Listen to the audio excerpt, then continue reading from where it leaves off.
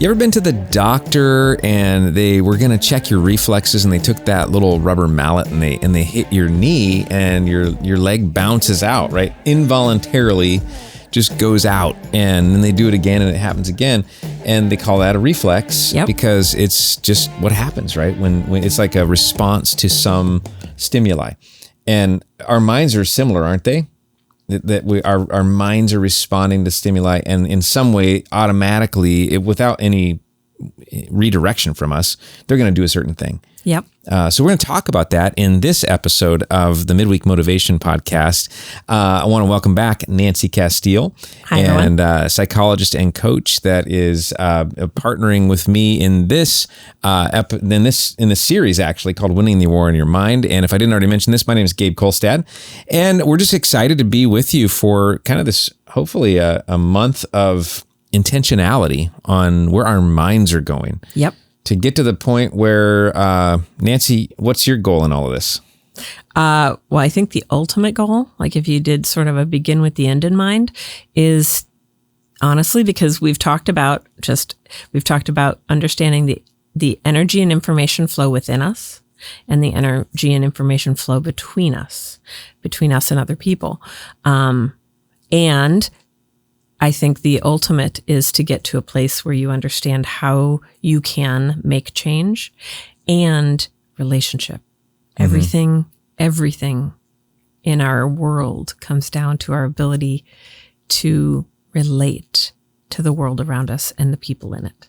Yeah. And God and all of that. Absolutely. So. And if you think about it, relationships are actually, even according to the Bible, the only thing that's going to last. Yep. Isn't that interesting? Yeah. Your relationship with God and your relationship with people, they're the only eternal investments in this world. Yep. And so, let's do a good job with those things. Yes, it's not your iPhone. Well, yeah, unfortunately. Sorry to say. I mean, yeah, even though Apple is still the most valuable company in the world, yep. It's going to be worth absolutely nothing at some point in time, which is surprising to think about. But yeah.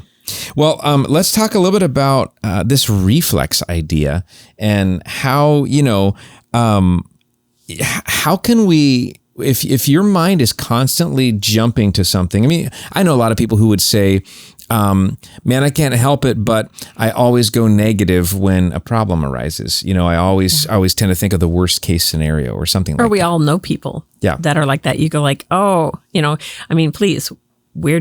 Poor Debbie, where did we ever get the terminology Debbie Downer or something like that? Just because there are people that tend to go negative. Yeah. It is kind of a reflex. So pick your favorite. Maybe it's suspicion or negativity or, fear or whatever. But how do you reframe when thoughts are flowing and you're in a situation, as we think about, like Proverbs chapter 4, verse 23 in the Bible says, above everything else, guard your mind. Yeah. Because it's going to, your mind drives your life. It does. So give us some practical advice. Well, and it's interesting because, thinking about that idea of what is the reflex, and if you tend to go one way and it tends to be negative, like for one, let's just think for half a second about why do you want to change it? What's the reason to try to change it? Mm-hmm. Because I would say hands down, the reason to change something like that is because it's probably not working for you. That I know that may sound like the duh comment for the day, but sometimes people don't think about that. Like they don't actually take stock of how they present to the world, or even, again, we're with ourselves all the time. I always say, who's the one person that hears everything you say? It's you. So it's not just like my relationship with others. It's also my relationship with myself. Am I doing things? Am I allowing myself to be in a place or to get to a place where I'm more content? And I think a lot. Content. I'm curious what you mean by content. Yeah, I don't say happy anymore because happy just seems very surface. It does, doesn't it? And so I like the idea of a deeper contentment in life, like where you actually experience joy. And joy doesn't have to be like I'm at, whatever that Sandpoint amusement park is. I don't remember what it is. I've never been there, but I know people talk about that and have a lot of fun. So it's not like you're at an amusement park, but I mean, how do I find joy in every day and in everything? Because if we've been talking a lot about choices, excuse me, and it is actually, joy can be a choice. Yeah. But a lot of people don't think in that manner because, again, however we've grown up, wherever we tend towards, whether if we are depressed or anxious or anything like that, we can tend towards a certain way of thinking. Yeah. But that doesn't mean we can't pull it back. But you have to think about it first. And, so what brought you there? If there's, it's funny because I think a lot of people get stuck on how they grew up, especially if they've had abuse or neglect, if they've had, really tough going as far as if they had learning problems when they were in school, just all sorts of things that can make people go, not going there, or I'm going to be defended. I'm going to go into everything I got my guard up and it ain't coming down unless I've hung out with you long enough. And I really know now I can trust you. Yeah. Or some people really just always still have that guard. Which then, talk about relationships that really affects how close you can get to somebody. Well, yeah, because how can you ever build emotional trust? Yeah. With somebody? How can you ever if you're thinking about energy and information flow between us, how can you ever get to that point of having emotional trust if you're always on guard? Mm-hmm. So I think, you can spend a little bit of time thinking, where did this come from?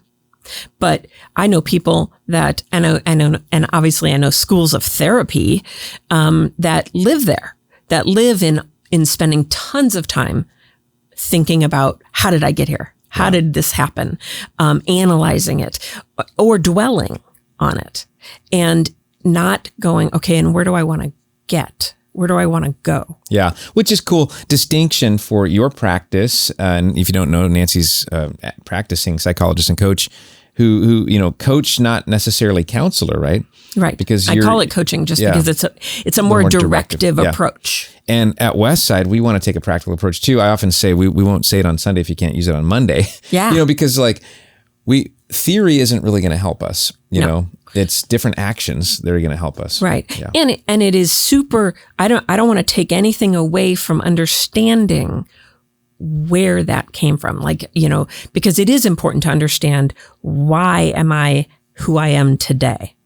But, I will often say to people, I don't know what age it is, but at some point we can stop blaming our parents for being, for being whatever, for having red hair, for having, for being whatever.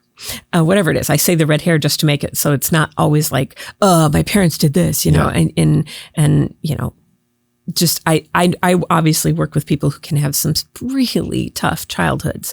And so, but at some point we have a decision to make to look forward. And I think I've used this term before in our podcast together, Gabe, about looking in the rearview mirror. Yeah. And so I always want to try to create visuals for people, because in the heat of a moment or in a bad space that you're in, maybe I have a chance of you remembering a picture in your mind of, whoa, I am just looking in the rearview mirror.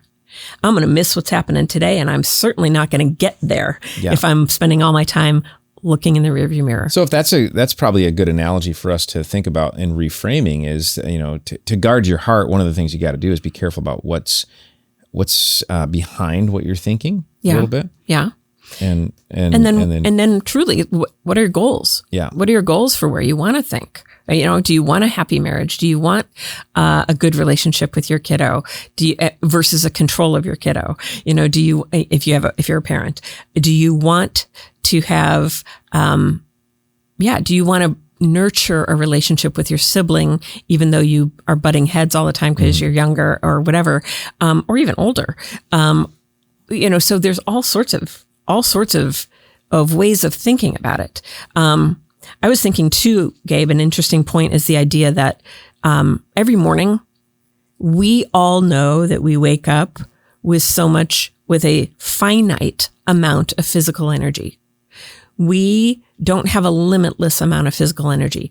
And so we can do things to boost it. But we really only have so much. And then we need to retire the day, go to sleep, and then wake up fresh the next day. What people don't often think about is we really also have a fairly finite amount of emotional energy. And, that it's not limitless. So what if we are toiling about stuff or really mad or just super anxious and that's all before 10 a.m. But we only have a finite amount of emotional energy. Holy cow, is our rest of our day going to be not so good. So it's something to keep in mind. Again, why to keep it in mind? Well, because we can shift and change. So I'm in a bad space. Well, do I want to use all my emotional energy up before I even leave the house to go to school or to go to work? Or have I had a tough day, or I'm just super tired today, so the day played on me more? Then I'm going to go home and have dinner with my family or see my boyfriend or girlfriend. Do I want to go in there in that depleted place? Right. Or do I need to do something that will allow me to have a separation from that and actually build back some energy? When I say build back, I know I'm kind of going against the idea of it being finite, but find yourself in a more peaceful place. Don't use it all up. Yeah, because you can renew, right? Yeah. I mean, that's the whole point of sleep is you're renewing, but there's other ways to do it. Okay, so two of the things that I found helpful in reframing, if we want to think of it that way, like, okay, you recognize that you're a negative Nelly today. You just are. I mean, I've found myself in that position. Poor Nelly. At times. Nelly, Debbie, sorry guys. Yeah. But you're so lucky you didn't use Nancy. Yeah. I got Nancy. So lucky. I have found myself though in conversation with even my lovely wife, Melissa, where I'm being a butthead, and I don't mean to be, it's just happening, and she's calling me out on it once in a great while. And I'm like, no, I'm not, and then eventually it's like, oh, I recognize that. Sometimes it happens at the right time, which is instantly. Sometimes it happens at the wrong time, or it's not the ideal time, but like at night, at the end of the day. Sometimes it never happens. But I've found two things to be helpful. Triggers and transitions have been for me really helpful. Yep. Like triggers where I'm like, what am I don't feel good right now, or somebody else doesn't feel good about me right now. Well, are you hangry? Yeah, hangry. Do you need totally. to eat? Yeah. Do you need to, move your body a little bit, Yeah. So talk to us a little bit about those triggers. Like when can you maybe go like, oh, maybe I should pause and evaluate? Well, gosh, I think you should pause and evaluate. Unless you're having a great day every day and everything's just, you're on top of the world. I don't know that I want to pause, and unless you want to figure out how to replicate that and have it every day, then figure out what did you come into today with when it's a really good day. Actually, I take that back. Maybe we should actually think about that periodically so that we know how, because again, what's the best way to turn around a crappy day is to know what are the elements of a good day? What are the elements that went into making me have just be super content at other times? Because then I can go, wow, I'm going to do those today because I'm not feeling so great. It's funny because people will come in all the time with different things, and I don't know who's going to come in with what. But what I know is when people go, I wish I could do this. People use absolutes all the time. And I really, really caution people to stay away from absolutes, especially if we're talking about the energy and information flow between us and others. Absolutes like never and always, because they don't do us good. Yeah. Because rarely is anything absolute. Sure. Okay. And then the second one is transitions. And what for me, that means like, if I'm going to go from work to home, or from an argument to a project. Yep. Oh, how do you do that? Or from an argument to sleep. Yes. Or even just negative. Yeah. Anything negative to anything neutral or positive. Right. It's like you cannot get there without a transition of some kind, or else you're just going to drag, you know how that goes. And we've all done it. You drag that negative argument into your next conversation. Right. And now you're like that dragon who's breathing fire at somebody who doesn't deserve it. Right. The trigger is like, for me, I've learned is like, this is uncomfortable. Right. I don't feel good about this. Right. It's just kind of my trigger. And then it's like, well, what should I do about it? So I got to pause. And then that's my like transition is like my reframe, Well, it's an interesting thing because let's go back to the brain again for half a second and just think about the role of the amygdala in the brain. So the amygdala is this little monitor for fight or flight. And it is strategically placed in both hemispheres of our brain. We have two little amygdalae. I don't know. How do you do a plural for it? That are right next to our hippocampus. I don't know. I don't either. and right by the brainstem. And so basically messages come into our brain, and it's not at all surprising that that the amygdala is really close by to, messages for anything. Before, like, basically our transmitter in our brain says, oh, that's something visual. I'll send it to the visual cortex. Oh, that's something pain related. I'll send it to, where I experience pain. The amygdala does a little like sense check. Is this something am I in danger?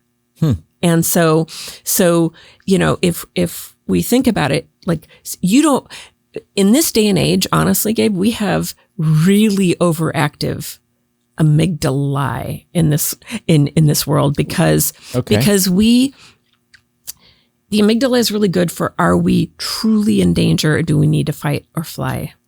Fight or flee, I guess. Yeah. But we now get anxious about everything. So a really good example of of use of the amygdala would be like when you hear stories of people who wake up as they're running out of their burning house, because the amygdala, the sensory input of whether it was smoke or heat or whatever, actually came into that person's sleeping brain, and the amygdala went, yes, we're in trouble. And so the brain then starts to act. So you're saying hearing a story about that? Is that what you're saying? No, I'm saying, so that is the sign of when it's appropriately. I see. That's a sign of when we are appropriately doing that fight or flight. But we now, in this day and age, we love to be comfortable. Boy, do we love to be comfortable in our society. And so we do everything we can to be comfortable. When we become uncomfortable, we start to overinterpret that as a danger, or, we get super anxious, we get angry, we get set off. We need to really have something that kind of cools off, because that sends all sorts of stuff into our body. Yeah. We talk about, again, information and energy flow within our body. When the amygdala signals, yes, we're in danger, anxiety, for example, and I know we're going to talk about it next time, but anxiety is really good when we're out on the Serengeti doing a safari, and we have a lion coming at us. Okay. Yeah. We know we need to fight or flight. Okay. But anxiety about what we should cook for dinner, or, may not be where we want to have that same level of fear or emotion come in. Because what it does is it sends a whole lot of signals throughout our body to get us ready to fight or flee. So cortisol starts pumping. It actually shuts down things like it almost is like a computer and says, like, okay, we're not going to digest for a little while. Wow. Because we need to save the energy to fight or flee. So it's really smart to grab a good solid stronghold that helps us be more peaceful and helps us interpret events more accurately. meaning not with a lot of our own bias, meaning bias towards fear of being hurt, bias towards fear of being seen as incapable, all sorts of things. You can put all sorts of stuff in there. That we need to shift that so that we can hold on to a healthier perspective, a healthier way of responding in the moment, and keep our body healthier. Okay, so Nancy, talk to us a little bit about if a person can fix their mind on something bad, which is often what happens. In fact, the Bible calls that a stronghold. Yes. Where, I shared a story a couple weeks ago where I had a stronghold with money. When I grew up I've often referred to it, I grew up poor. I've decided I'm going to start saying I grew up creative. There you go. Because we had to get creative about stuff. Sure. And actually that was the approach my family took, was just let's get creative. And it was not a negative. It was just the way it was. Totally. But I did have a stronghold with money where I was fearful of it. I feel like I didn't understand it, Sure. I was never around a lot of it. Mm-hmm. And so I had to figure out how to handle that. That was a stronghold for me. Right. A stronghold in the Bible would have been like that place of advantage in a city it was impenetrable, Okay. If you were in the stronghold, you were going to win the battle. But we think of strongholds a lot of times as negative things. Right. What do you think about that? Well, obviously we do have strongholds. And some of those that we've talked about before, whether they are anxiety, if they are a victim mentality, kind of a, man, I always get screwed. Yeah. Mm-hmm. Things don't go my way. They never go my way, mm-hmm. That kind of stuff. Or kind of that same reflex idea, right? It is, it is absolutely the reflex. Then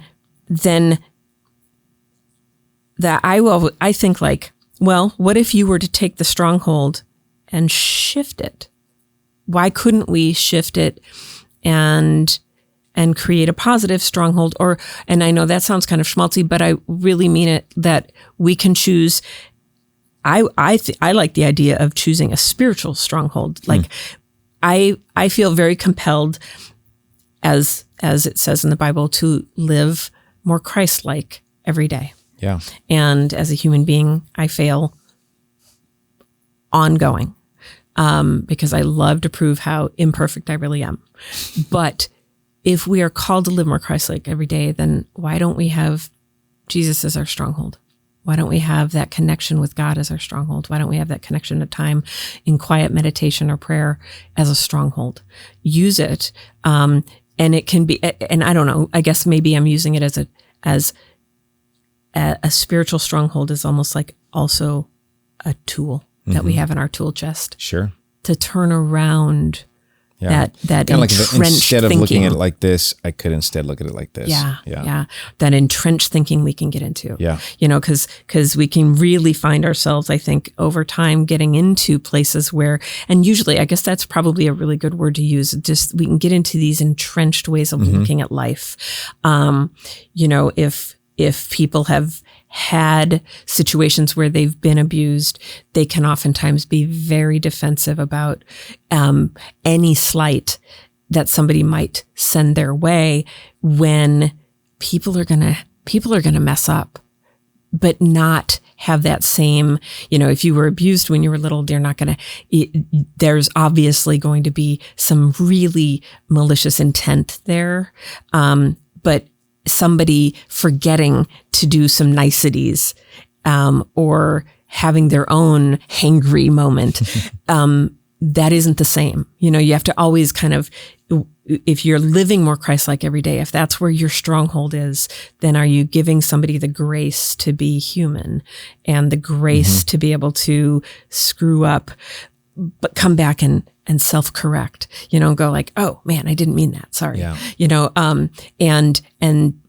And just, so then it's a matter of finding peace. Like, are you finding peace? And how do you find peace? I use it all the time with people that that if they come in with whatever they are having a problem with, they'll say, I can never do this. And I'll say, okay, one thing I know for certain is that you do it somewhere. Rarely, I don't know that I've ever actually, in 30 some years of doing this work, I don't know that I've ever had anybody where I can't find that they can do that behavior or that social skill somewhere. Yeah. And then our key is to think about it and how do we replicate it? How do we make it happen more often? Yeah. So, that's something to really ponder. Yeah. Well, it reminds me, the verse came into my head as soon as you said that. I can do all things through Christ who strengthens me is one of those reframings. Like, no, wait a minute. I'm not a total loser. There's totally. Time, yeah. And if Christ is with me and if God is with me and he's empowering me, then, I can. That's good. That's a good place for us to stop and say thank you for being with us for the Midweek Motivation episode of the Westside podcast. And just kind of maybe an ending thought is then, okay, when you feel like your mind's going the wrong direction, know that you can actually change it by choosing your new stronghold. I love that. Yeah. And we're going to come back again next week with episode number 4 in this series on winning the war in your mind. But in the meantime, we would love to invite you to subscribe and share this content, and then also to join us at Westside Community Church for a service. We've got one coming up this weekend. You can be a part of it online or in person. You can find out more at westsidecommunitychurch.com. But we hope you have a great week, and we'll see you again next week.